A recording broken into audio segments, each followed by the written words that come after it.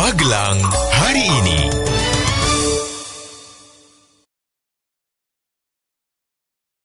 Halo warga Magelang, berjumpa kembali dengan saya Doni yang siap dan sudah merangkumkan berita-berita terkini dalam Magelang hari ini. Berikut berita pertama. Sebuah menara pemantau di Terminal Tidar dibongkar oleh petugas Satpol PP Kota kemarin. Pembongkaran tersebut dilakukan karena menara setinggi sekitar 10 meter itu diduga sering dipakai untuk perbuatan asusila.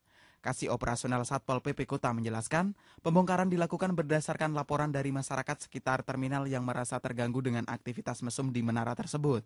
Setelah dilakukan pengecekan petugas, ditemukan barang-barang perlengkapan tidur. Berita selanjutnya, dipastikan lelang-lelang proyek pembangunan kota tahun anggaran 2013 tidak akan mundur seperti tahun lalu. Sebab, tahun ini Pemkot sudah membentuk unit layanan pengadaan yang melayani lelang proyek. Tahun lalu, lelang mundur karena belum ada ULP, sehingga lelang yang dilakukan SKPD jalan sendiri-sendiri. Beralih ke berita pendidikan.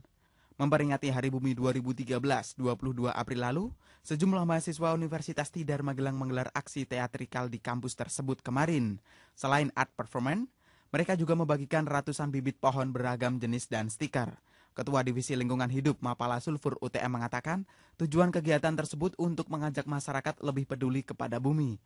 Menuju ke berita selanjutnya. 50 kursi Dewan Kabupaten diincar sedikitnya 451 bakal calon legislatif yang didaftarkan oleh 12 parpol selama pemilu legislatif 2014. Untuk memverifikasi bacalek, KPUD membentuk 5 tim yang beranggotakan unsur komisioner, staf, serta dinas instansi terkait. Tujuannya agar verifikasi bisa berjalan lancar dan efektif. Sejak diadakan pemantauan muatan truk pasir di Mungkit bulan lalu, jumlah pelanggaran menurun sampai 80%. Truk-truk pasir ke arah Semarang sudah mematuhi aturan. Namun, yang masih melakukan pelanggaran justru truk pasir lokal. Sebab, mereka tidak melewati pos pemantauan yang didirikan di sub sehingga tidak terkontrol secara insentif. Berita selanjutnya, meski 12 parpol peserta pemilu di kabupaten berhasil memenuhi kuota perempuan 30%, hal tersebut belum tentu membawa perbaikan nasib bagi perempuan. Sebab, selama ini masih anggota Dewan Perempuan justru kurang peduli terhadap perempuan. Apalagi tahun ini, anggaran perlindungan untuk perempuan korban kekerasan menghilang dari Bapernas Perempuan dan KB. Meski ada anggaran Dinkes, tapi jumlahnya dinilai kurang mencukupi. Beralih ke berita olahraga. Tidak banyak perubahan yang dilakukan PPSM Magelang menjelang laga menghadapi Persibangga Purbalingga sore ini. Bermain tandang di Stadion Guntur Darjono, mereka akan kehilangan satu gelandangnya, yaitu Sahid. Sebab, pemain asal Cilacap tersebut cedera saat melawan Purworejo Selection akhir pekan lalu. Namun, asisten pelatih mengaku hal tersebut tidak berpengaruh besar karena mereka masih memiliki banyak stok gelandang.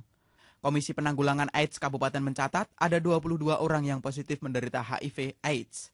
Jumlah tersebut belum termasuk penderita infeksi menular seksual yang mencapai 832 orang. Jumlah tersebut belum termasuk penderita infeksi menular seksual yang mencapai 832 orang. Untuk menangani hal tersebut, KPA Kabupaten dalam waktu dekat akan membuka outlet kondom. Outlet akan dibuka setelah ada kesepakatan kerjasama dengan LSM, Barmas Puan KB, dan instansi terkait lainnya. Menuju ke berita yang terakhir.